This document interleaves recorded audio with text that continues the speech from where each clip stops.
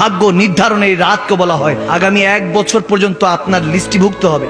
ফেরেশতাদেরকে ডাক দিয়ে আল্লাহ বলবেন যে কে আছো, ফেরেশতারা আসো, অমুক বান্দার হিসাব করো, তার বিয়ে হবে, জন্ম হবে, মৃত্যু হবে, কি কি হবে, রিজিক বাড়বে না কমবে, তার ব্যবসার মধ্যে লোকসান হবে না লাভ হবে, তার চাকরি যাবে না উন্নতি হবে, সে বিদেশে যেতে পারবে কি পারবে না, সে ভালো থাকতে পারবে কি পারবে না, তার মা বাবা কি বাঁচবে না বাঁচবে না, তার স্ত্রীর সাথে তার সম্পর্ক থাকবে কি থাকবে না, সন্তান আসবে কি আসবে না, এই সমস্ত কিছু রিজিক থেকে জন্ম থেকে মৃত্যু পর্যন্ত ওই বান্দার 1 বছরের হিসাব নিকাশ ফেরেশতাদের মাধ্যমে এই 14ই শাবান শবে বারাতে নির্ধারণ করা হয়। সুবহানাল্লাহ। শবে বরাত, ইন্না আনজালনাহু ফি লাইলাতুল মুবারাকা। সুবহানাল্লাহ। আল্লাহ তাবারক ওয়া তাআলা কোরআনে পাকে বলতেছেন এমন একটা রাত আছে শাবান মাসে, যেই রাতের মধ্যে আমি প্রথম আসমানে এসে জিজ্ঞেস করি কেউ কে আছো, আজকে আমার কাছে ক্ষমা চাইবা। সুবহানাল্লাহ বলুন না। কেউ কি আছো আমার কাছে ক্ষমা চাইবা, কেউ কি আছো রিজিক লাগবে, সুবহানাল্লাহ, কেউ কি আছো সন্তান চাও, কেউ কি আছো ভালো থাকতে চাও, কেউ কি আছো ইমানদার হতে চাও, কেউ কি আছো স্বপ্ন যোগে নবীকে দেখতে চাও। আরো জোরে। আমার নবী এই রাত সম্পর্কে, এই মাসটা সম্পর্কে, এই দিনটা সম্পর্কে নিসফু শাবান বলেছেন, শাবান আমার নবীর মাস। সুবহানাল্লাহ। নিসফু শাবান বলেছেন আমার মাস। ভাগ্য নির্ধারণের রাতকে বলা হয়। আগামী 1 বছর পর্যন্ত আপনার লিস্টিভুক্ত হবে।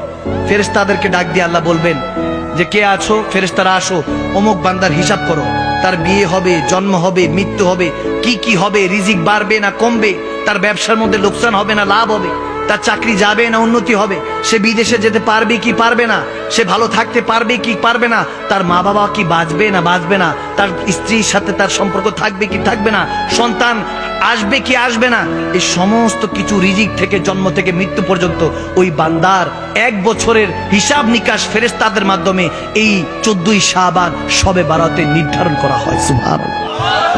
তাহলে রাতটা কি দামি না কম দামি? এটা নিয়ে কনফিউশন আছে আমাদের বাংলাদেশে, এটা নিয়ে বিভিন্ন মতানৈক্য আছে।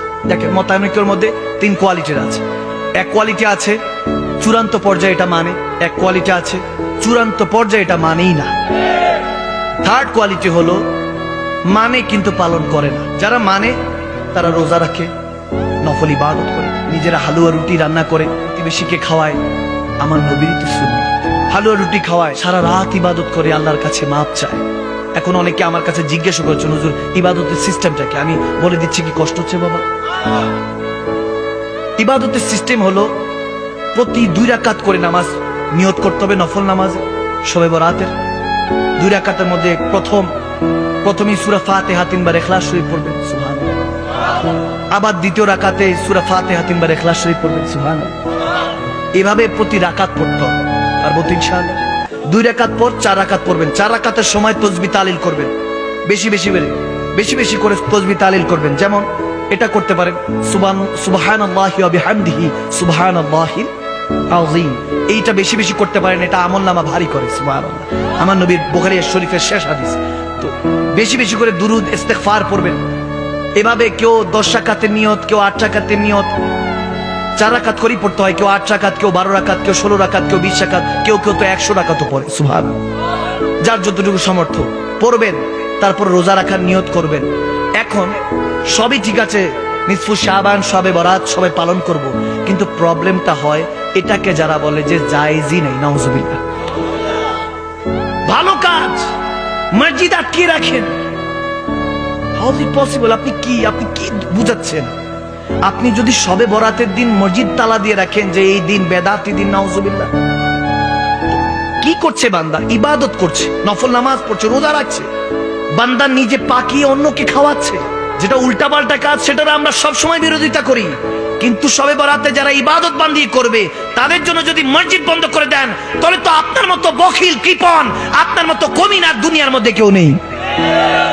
ভালো কাজের আপনি আদেশ করবেন, খারাপ কাজের নিষেধ।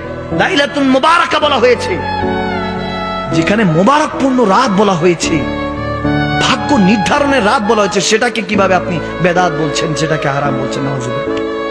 আমার মাথায় বুঝে আসে। এখন আকীদাগত পার্থক্য থাকতেই পারে, ঈমানগত বিষয়গুলি নিয়ে পার্থক্য থাকতে পারে, এখন যার ভালো লাগে বাবা করবেন, যার ভালো লাগে না তাদের করবেন না।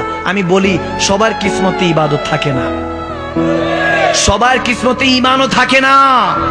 আরে 5 ওয়াক্ত নামাজ তো সবাই পড়ে, তাহাজ্জুদ পড়ার কিসমত কি সবার থাকে?